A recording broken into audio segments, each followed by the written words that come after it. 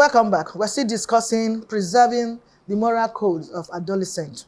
Now, will you like to expatiate on those needs briefly before we take the third question? Yes. Okay, that's fine. So for an adolescent, we can look at 3 primary needs. And what are these needs? Let's look at the first one, physical needs. We said earlier there are physical, there are mental, and then there are social and / behavioral needs. So what are these physical needs? We also said that there's a need for food, there's a need for sexual, they actually say sexual desires and urge. They have those needs. They have those sexual desires, they have those urges, they have food, and there's also the mental needs. And what are these mental needs? There's a need for knowledge. Because they are growing, they become very inquisitive. They want to learn more. They question things. They question inconsistencies. They look at things, and where there are inconsistencies, they question. So you find adolescents really asking lots of questions. Why is this so and why is that so? Why is that not so? So there's a need for, they have that need to a drive for knowledge. They are hungry for knowledge. They also need self-awareness. There's that thing that grows in them, self-awareness. They need love and affection. You need to show them love and affection at that time. They also need a lot of attention.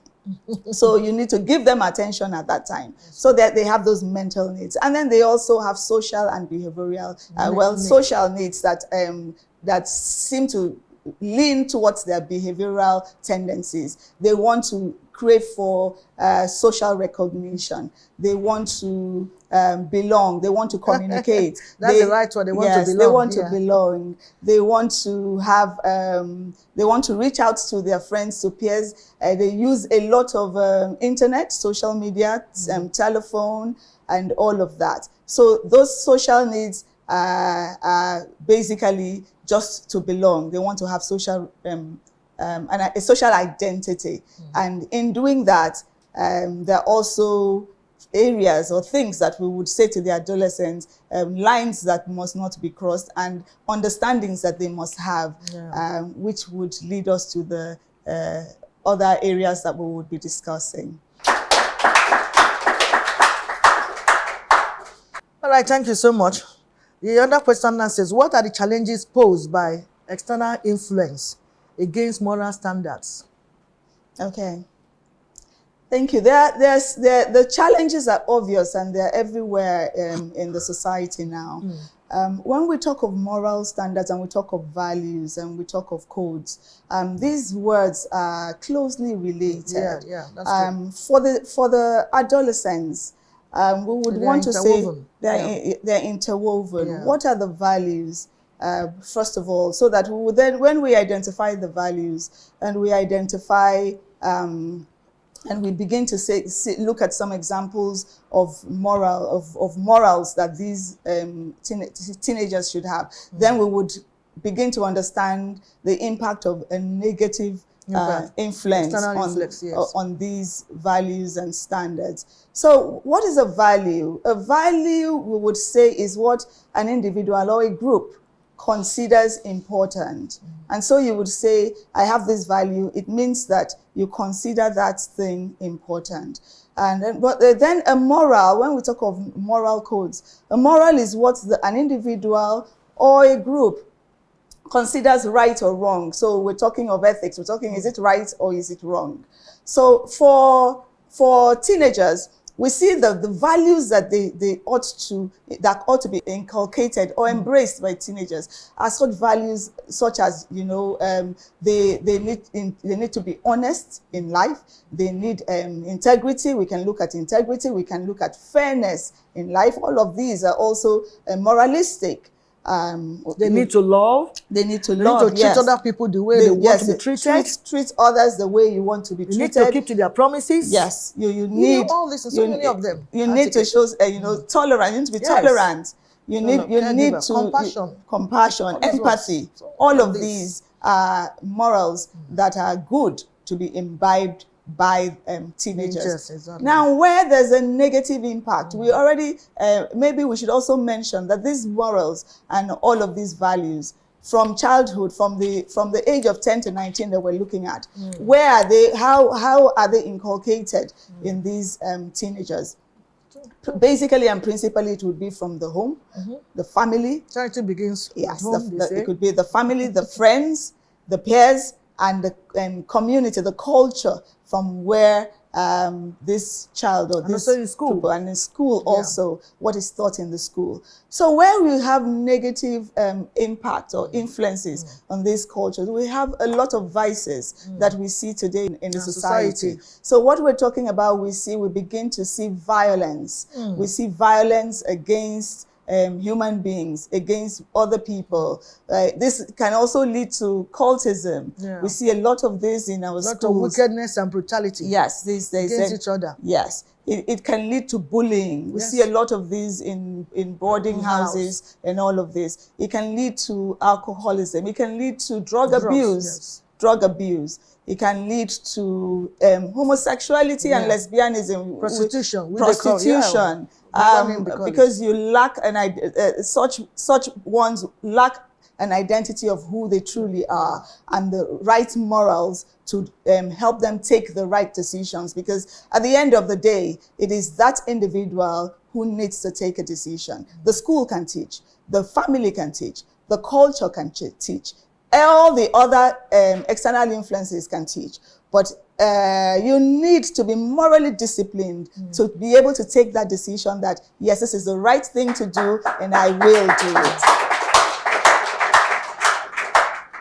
And so you need to be, and then when you do know that this is the right thing or the wrong thing, you are able to become a role model to others, and it just keeps cascading. It goes this way. And when you do that, and the people around you, you also have your own immediate circle, you're able to influence your peer group, and it just has, a multiplier effect. And that's what we need to really make the world go round. And that's what we need in the society of today. And so, yes, these negative external influences can really, really pull down a society. And that is why we should be speaking out like we're doing on Vivid View against all such negative influences and actually call for the need to begin to intentionally build these morals, teach these morals, because morals are learned. They are learned. Yes, you may come up, you may say that you have this particular moral, you're fair because you were born with it. But if you want to track it and follow the trail backwards, you would realize that it's probably because you were in a family who gives. If you're in a family and in a surrounding and they always give, any little occasion they would give. When you leave that immediate surrounding, when you go out, you would find yourself without blinking an eye, giving. You would find yourself being fair if you are surrounded from childhood by empathy, different things, people who consider others, who say no to violence, who say no to stealing, who say no to lying, who say no to doing what is wrong. You will, in some level, grow up, go out, and do the same thing. It is only then, if you do not put that self-imposing limits to say, I'm not going to cross this boundary. The society says I can. The society says I should. But because I know my values, because I know who I believe in. You're coming from your background. Yes, I will not cross this boundary. That was the response of Joseph in the Bible. Yes. He said, how can I do this wicked thing against God and against his father? Because of the morals he has, that he cannot do that. But I tell you, if we are to be this present age, they'll grab it with two hands and say, God, what I'm looking for is here now. If it's now, a wealthy married woman approaches a young boy, say, lie with me, they will grab it. They're looking for money. But Joseph said no. Yes. He was even threatened.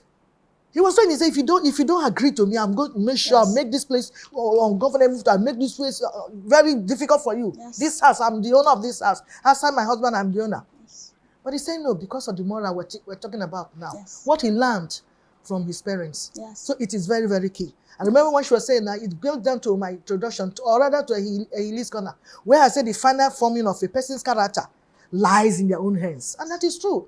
You get these teachings from your school, from home, from everywhere. But you, as an individual, is the person concerned. Do I imbibe these good teachings, good morals? Or do I behave anyhow like other people and also end like other people? Youth, you need to get it now. When you get it right, it will take you away from under the bridge, away from being tout or toggery, away from doing so many things, from drug abuse, from taking different kind of substance that you will not even know where you are. But if you imbibe good morals, you always be yourself at any given time. Whatever you say, even when you are sleeping, they wake you up, you also own it up. Because you didn't say anything under influence of alcohol or under influence of any other substance. You're always yourself. That's what we are teaching you here. Like I said earlier, this place is a learning ground. All right, we'll take a break.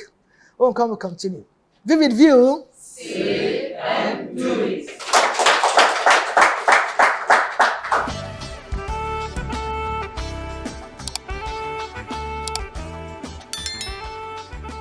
This is Vivid View.